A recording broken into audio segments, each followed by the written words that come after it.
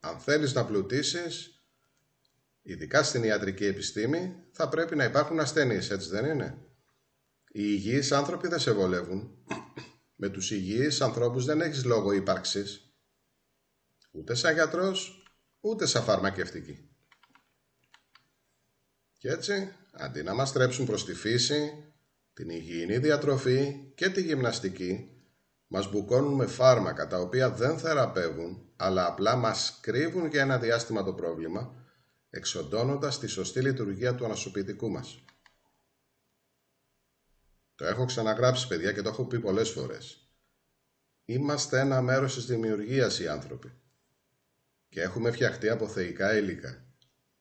Δεν ερχόμαστε εδώ στη γη για να υποφέρουμε, να αρρωσταίνουμε, να παλεύουμε καθημερινά για την επιβίωσή μας, να ζούμε σε μυρμικοφολίες κτισμένες από τσιμέντο, να γερνάμε. Ερχόμαστε για να ζήσουμε ελεύθεροι, χωρίς αρρώστιες, μέσα στη φύση, χωρίς να έχουμε το μυαλό μας στο χρήμα. Ερχόμαστε για να μπορέσουμε να ανελιχθούμε προς τη θέωση, να βοηθήσουμε την ψυχή μας να το κάνει. Δυστυχώς, κάποιοι μας το στέρισαν όλο αυτό, πείθοντάς μας ότι μια ζωή μέσα στο άγχος, μέσα στη στέρηση, τις αρρώστιες και τη σκλαβιά, είναι αυτό που ο ίδιος ο Θεός έχει επιδιώξει για μας, ώστε να δει αν αξίζουμε να πάμε στον παράδεισο. Η γη, ο πλανήτης μας, είναι ο παράδεισος στον οποίο ερχόμαστε να ζήσουμε. Όμως κάποιοι τον έχουν μετατρέψει σε κόλαση. Φοβάμαι ότι είναι πολύ χαμηλά σε νόηση, δυστυχώς, όποιοι ακόμα πιστεύουν ότι αξίζει να υποφέρουν σε αυτή τη ζωή, γιατί έτσι αγοράζουν το εισιτήριό τους για τον παράδεισο. Και είναι χαμηλά σε νόηση γιατί δεν μπορούν να καταλάβουν ότι ο Θεός, όπως και να το πούμε, δεν θα μπορούσε ποτέ να σκεφτεί έτσι. Δεν θα μπορούσε ποτέ να μας έχει σε μια διαβίου τιμωρία και σκλαβιά για να μας ανταμείψει μετά με τον παράδεισο. Δεν μπορούν να κατανοήσουν ότι όλα αυτά είναι ανθρώπινες σκέψεις, βρώμικες ανθρώπινες σκέψεις που κατασκεύασαν τις θρησκείες για να ελέγχουν την ανθρωπότητα μέσω της υποταγής σε έναν Θεό και μέσω του διέρη και βασίλευε. Αλλά το κυριότερο που δεν μπορούν να καταλάβουν οι πιστοί δογματισμένοι είναι το ποιοι κρύβονται πίσω από αυτά τα βρώμικα μυαλά που έφτιαξαν τις θρησκείες. Ποιοι είναι αυτοί που κατέβηκαν εδώ για να μας σκλαβώσουν. Δεν σας κρύβω ότι πριν λίγα χρόνια ήμουν πολύ απογοητευμένος, γιατί δεν έβλεπα πώς θα μπορούσε να γιατρευτεί η ανθρωπότητα από τα δόγματα και την ψεύτικη επιστήμη.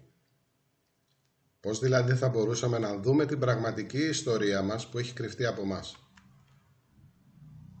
Πώς θα έβγαινε και θα δινόταν στην ανθρωπότητα όλη η τεχνολογία που μας έχει δοθεί χιλιάδες χρόνια πριν και που κάποιοι την κρατούν κρυφή από μας προς ιδίον όφελος. Μια τεχνολογία που είναι 1000 χρόνια τουλάχιστον μπροστά από αυτήν που εμείς νομίζουμε ότι ξέρουμε, ότι έχουμε δει. Όμως τώρα γνωρίζω ότι ακολουθεί η ενεργειακή θεραπεία και η αυτοΐαση, η οποία θα επαναλειτουργήσει και πάλι. Και το κυριότερο, θα τελειώσει το γύρας. Δεν θα γερνάμε πλέον. Διώχνουμε από πάνω μας αυτή την ασθένεια που κάποιοι μας έβαλαν για να μας βασανίζουν. Και θα ζούμε πολλά χρόνια πλέον υγιείς, πολλά περισσότερα από ό,τι μπορούμε να φανταστούμε. Επαναλαμβάνω, ο άνθρωπος είναι μια θεϊκή κατασκευή. Όπως θεϊκή κατασκευή είναι και η ψυχή μας. Και σαν μια τέτοια είμαστε τέλειοι. Η πρώτη και σπουδαιότερη δυνατότητα που έχουμε είναι η αυτοΐαση. Όμως όπως είπα, κάποιοι δόλια και με τεράστια τεχνολογία μας την απενεργοποίησαν. Όπως μας απενεργοποίησαν τις 10 από τις 12 αλυσίδες του DNA μας. Όπως μας έκαναν να υπολειτουργεί η επίφυσή μας. Και έχει διαπραγεί μια αδικία εις βάρος μας. Και αυτό η νομοτέλεια θα το διορθώσει. Ήρθε η ώρα και έχει αποφασιστεί να διορθωθεί. Το έχω ξαναπεί, παιδιά. Η γενιά μας είναι η πιο τυχερή που έχει περάσει ποτέ στην ανθρωπότητα. Γιατί στις μέρες μας θα ζήσουμε πράγματα εντυπωσιακά.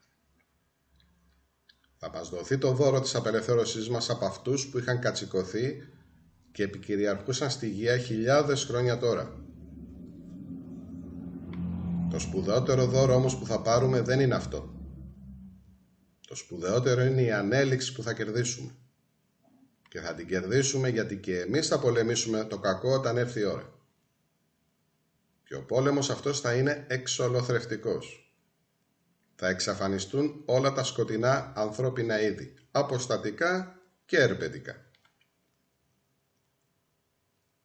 Μόνο το πραγματικό φωτεινό ανθρώπινο είδος θα παραμείνει στη γαία, ελεύθερο πια και με μπόνους στην ανέλυξή του. Τι σημαίνει ανέλυξη? Όχι βέβαια άνοδο σε επόμενη διάσταση. Αυτό δεν γίνεται. Όχι ακόμα τουλάχιστον.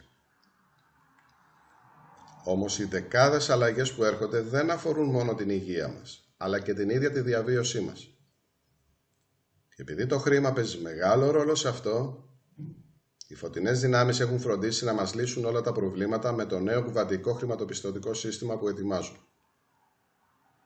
Γίνεται μεγάλη δουλειά κατά της νέας τάξης πραγμάτων και κατά του σαθρού χρηματοπιστωτικού της συστήματος. Πολύ μεγάλη δουλειά. Απλά εμείς πρέπει να προσπαθήσουμε να το δούμε, παιδιά. Για να καταφέρουμε όμως να το δούμε, θα πρέπει να βάλουμε προτεραιότητες. Ειδικά στο τι ψάχνουμε. Ποιες είναι οι πηγές μας και τι θέλουμε να μάθουμε. Αλλάζουμε τη γνώση, αλλάζουμε τη ζωή μας. Αλλάζουμε τον τρόπο σκέψης μας. Και ήρθε η ώρα, παιδιά. Η ώρα της αποστολής και της δικαίωσης των αφυπνισμένων. Κατά άλλους, συνωμοσιολόγων. Είναι πολύ κοντά η ώρα που οι αφυπνισμένοι θα πάψουν να θεωρούνται συνωμοσιολόγοι και θα δώσουν τεράστια βοήθεια σε όσους ανθρώπους βρίσκονται γύρω τους. Το ποσοστό των ανθρώπων που έχουν αφυπνιστεί είναι αρκετό πλέον για να προσφέρει τη βοήθεια που θα χρειαστεί. Ήρθε λοιπόν η ώρα της αποστολής των αφυπνισμένων. Όλοι εσείς που μέχρι τώρα νιώθατε σαν τους τρελούς του χωριού, αρχίστε να αισθάνεστε πως έχετε τεράστια αποστολή και πως δεν ήταν καθόλου τυχαίο το ότι εσείς βλέπατε πολλά πράγματα πίσω από την κουρτίνα που ο πολύς ο κόσμος δεν μπορούσε να δει ή δεν ήθελε. Δεν ήταν καθόλου τυχαίο που από μικρή νιώθατε διαφορετικοί από τους άλλους. Δεν βρίσκατε κανένα να σας καταλάβει. Δεν μπορούσατε να ταιριάξετε στο σύνολο. Νιώθατε ασφιχτικά μέσα στο κοπάδι.